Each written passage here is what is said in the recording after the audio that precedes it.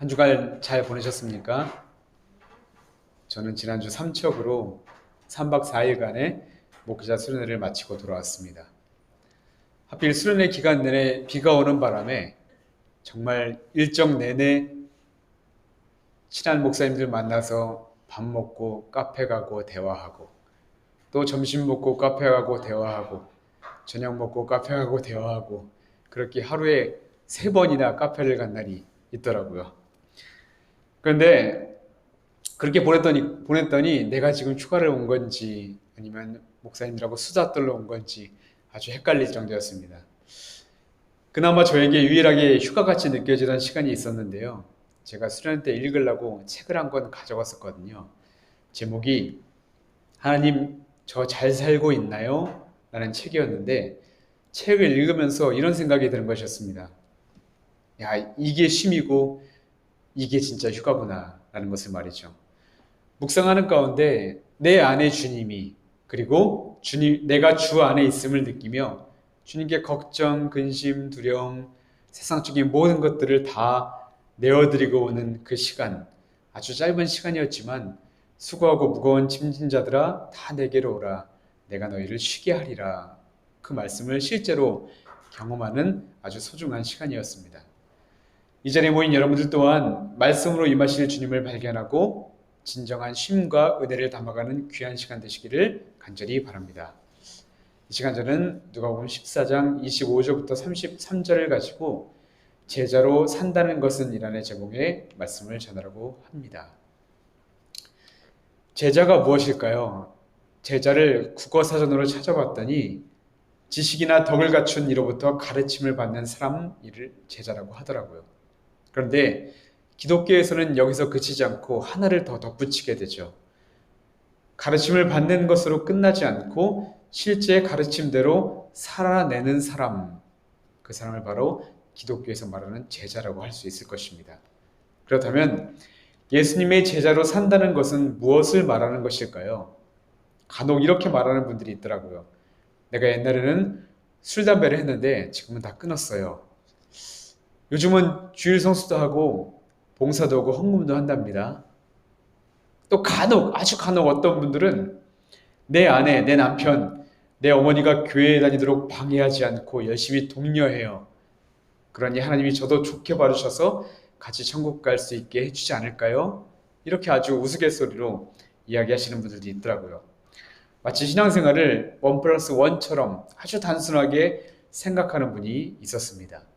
그런데 오늘 주님의 말씀은 우리의 마음을 굉장히 무겁게 만드는 말씀이 아닐 수가 없는데요. 왜냐하면 신앙생활, 즉 예수님의 제자로 산다는 것이 그리 간단한 것이 아니라 거의 불가능한 것처럼 보여지기 때문입니다. 25절을 보면 예수님 곁에는 항상 많은 사람들이 따라다녔습니다. 앞선 누가복음 9장에서 오병이어의 기적을 일으키셨을 때 광야임에도 불구하고 남자만 5천 명, 또 기록되지 않은 여자와 아이까지 포함해서 대략 10,000명 정도가 모였다고 하니까 시간이 흐를수록 그 무리의 수는 엄청나게 불어났을 것입니다.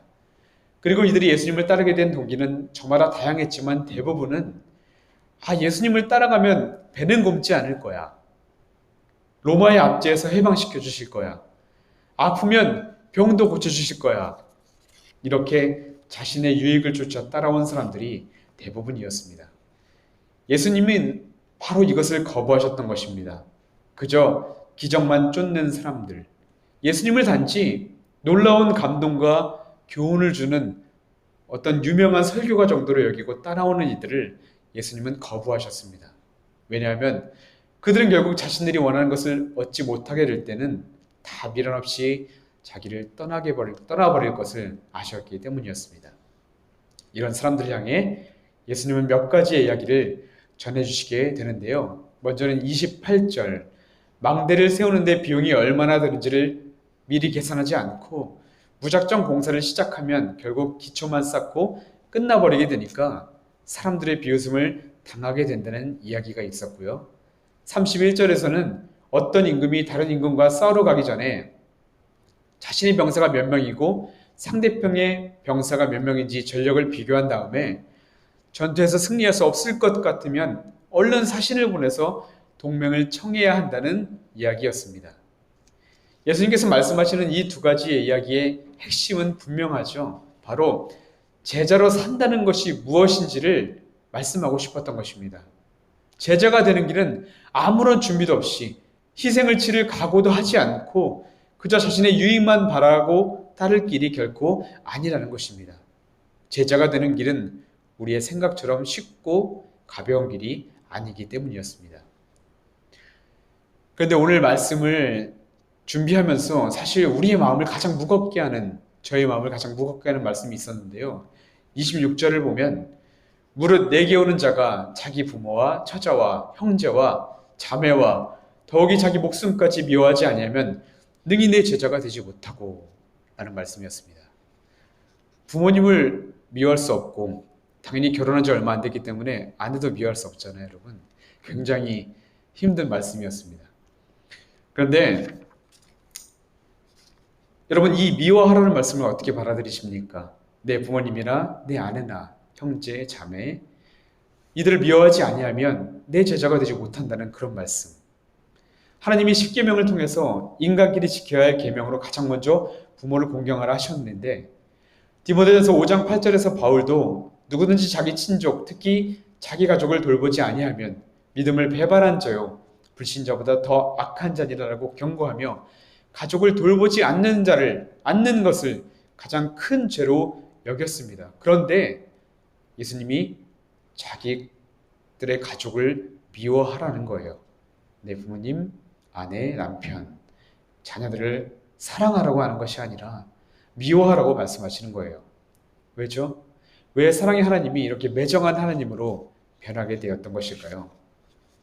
그래서 이 미워하라는 헬라어 원어를 찾아보니까 미세이라는 단어로 덜 사랑하다, 조금만 사랑하다라는 의미였습니다.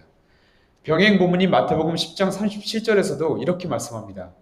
아버지나 어머니를 나보다 더 사랑하는 자는 내게 합당하지 아니하고 아들이나 딸을 나보다 더 사랑하는 자도 내게 합당하지 아니하며.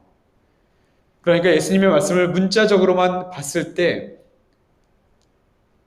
주님의 일을 위해 가족을 포기하라는 말씀인 듯 보이지만 사실 예수님의 말씀은 사랑의 우선순위를 예수님께 두라는 말씀이었습니다. 다시 말해 너희가 내 제자가 되려면 세상 그 무엇보다 심지어 혈연보다도 나를 더 신뢰하고 더 사랑해야 한다. 더 간단히 말해서 하나님과 너의 관계를 방해하는 모든 인간관계를 중단하라는 말씀이었습니다.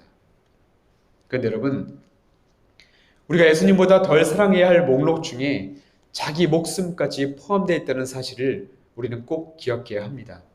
여기서 자기 목숨이란 자기의 몸, 자기의 인격, 자기의 생각, 자기의 삶을 모두 포함하는 단어입니다. 즉 예수님 앞에 자기의 모든 것을 포기할 때에만 비로소 제자의 길을 걸을 수가 있게 된다는 말씀이죠. 이런 유명한 이야기가 있는데요. 가톨릭 교회 수사이자 저명한 설교가인 성 프란시스에게 어느 날 두 사람이 찾아와서 이렇게 이야기합니다. 선생님, 당신의 가르침이 너무 귀합니다. 당신을 따르고 싶으니 제자로 받아주십시오. 그러자 프란시스가 두 사람에게 각각 배추 한 포기를 주며 이렇게 말했습니다. 그래? 그러면 이 배추를 가지고 밭으로 가서 거꾸로 잘 심어라.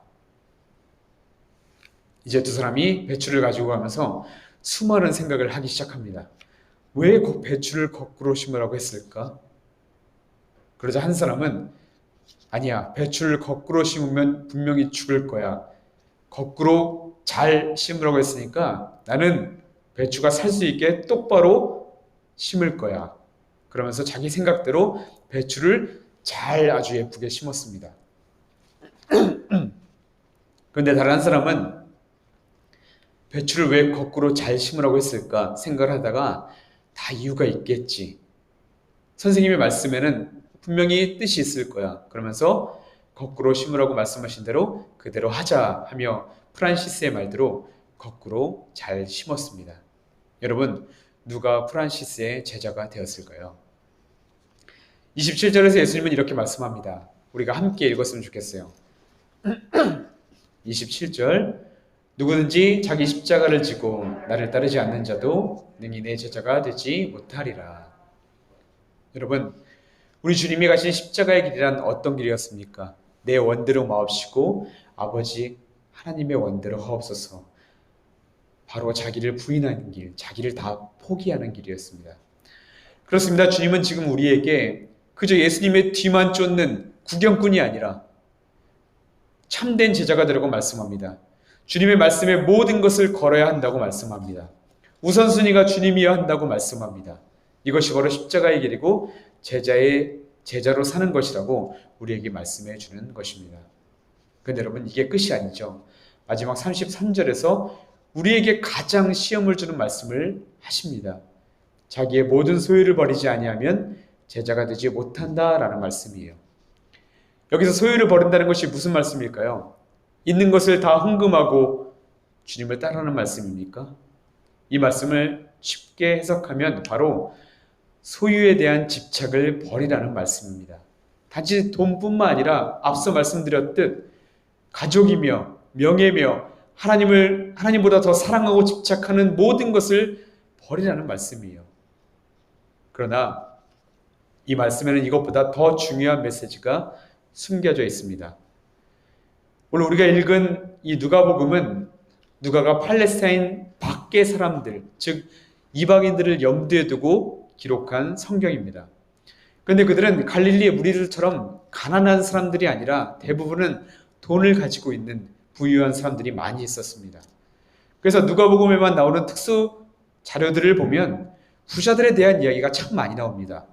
10장에서 강도 만난 자에게 치료비와 숙박비를 지불해준 착한 사마리아 사람 이야기, 12장의 어리석은 부자의 비유 이야기, 16장의 부자와 나사로의 이야기, 불의한 청지기를 둔 부자 주인 이야기, 19장의 부자 세리장 삭개오의 이야기, 모두 다 누가복음에만 나오는 이야기입니다. 그래서 우리가 이 말씀들을 보면서 이렇게 생각할 때가 많습니다. 아, 가진 것이 많으면 안 되는구나. 돈에 대한 집착을 버려야 하는구나. 내가 많이 가졌다면 이웃에게 나눠줘야 내 하늘의 상급이 쌓이겠구나. 이렇게 아주 단순하게 내가 이웃들에게 나누어 줘야만 한다는 것에 초점을 맞춥니다. 하지만 부자들의 이야기나 오늘 말씀에서 소유를 포기하라는 이야기를 통해 우리 주님이 정말 하시고 싶으셨던 말씀은 따로 있었습니다. 그것은 바로 인간들을 위해 자기의 모든 것, 하나뿐인 아들 예수를 내어주신 하나님의 사랑 나눔 사건, 생명 나누는 사건을 기억하라는 말씀이에요. 우리는 이웃을 위해 내 것 하나 주기 힘든데 그 자그마한 것 하나 주면서도 돌려받을 것을 생각하는데 아무 자격 없는 우리를 위해 가장 소중하고 무엇과도 바꿀 수 없는 아들 예수님을 기꺼이 그리고 기쁨으로 내어주신 하나님의 그 사랑을 기억하라는 말씀이었던 것입니다. 지난 목회자 수련회 때 읽었던 책에서 제 마음을 감동시켰던 구절이 있었는데 제가 잠시 읽어드리겠습니다. 모든 부모는 자녀를 사랑한다. 자기 생명을 버려서라도 자녀를 지키고 싶은 게 부모 마음이다. 인간의 사랑도 그러할진데 사랑 그 자체이신 하나님 아버지는 오죽했을까? 그런 하나님 아버지가 자신이 가장 사랑하는 독생자 예수님을 십자가에 못 박는 아픔을 감수하고서라도 살리고 싶었던 게 바로 우리다. 육신의 부모에게 자녀가 세상이고 기적이고 꿈이었듯 하나님 아버지에게 하나밖에 없는 아들 예수님도 마찬가지였다. 하나님 자신이 죽는 것보다 하나뿐인 아들 예수님을 십자가에 못 박는 것이 더 큰 고통이었다. 엘리 엘리 라마 사박다니 나의 하나님 어찌해 나를 버리셨나이까. 아들 예수의 절규에 등을 돌리고 귀를 막고 갈등했던 하나님 아버지, 죄 많은 인간들을 살릴까 내 아들 예수를 살릴까. 하나님은 결국 죄 많은 인간을 선택하셨다. 예수님이 숨을 거두자 온 땅이 진동하고 지진이 일어나 성전이 갈라진다. 아들을 잃은 하나님 아버지의 피눈물이었던 것이다. 사랑하는 아들의 목숨을 대가로 지불하고서라도 살리려 하신 존재가, 그토록 사랑한 존재가 바로 우리였다. 이제 말씀을 마치려고 합니다. 사랑하는 세길교회 성도 여러분, 참된 제자로 산다는 것은 결코 쉬운 일이 아닙니다. 말씀을 준비하면서 부모님과 아내와 나의 목숨, 내가 집착하는 모든 것들보다 주님을 더 사랑해야 된다는 그 말씀이, 그 요구가 제 마음을 참으로 무겁게 만들었습니다. 아니, 어쩌면 예수님은 우리에게 꼭 불가능한 요구를 하고 계신 것 같다는 느낌이 들었습니다. 하지만 그때 주님이 저에게 이런 마음을 주셨습니다. 자신의 한계성을 절감하고 낙심하고 절망할 때가 참된 제자가 되는 출발점이라는 것을 말입니다. 사람의 힘으로는 할 수 없지만 하나님은 하실 수 있다는 것을 말입니다. 바라기는 우리를 위해 자신의 생명과도 같은 예수님을 내어주신 하나님의 눈물겨운 사랑이 저와 여러분의 마음 가운데 충만히 임하기를 소망합니다. 그렇게 하나님의 사랑에 사로잡힐 때 우리가 가진 모든 것이 보잘것없는 것임을 깨닫게 되기를 바랍니다. 또한 제자로 살아가는 여러분의 삶이 고되고 피하고 싶은 길이 아니라 기쁨의 길, 소망의 길, 참된 행복의 길이 되시기를 주님의 이름으로 축복합니다. 기도하겠습니다.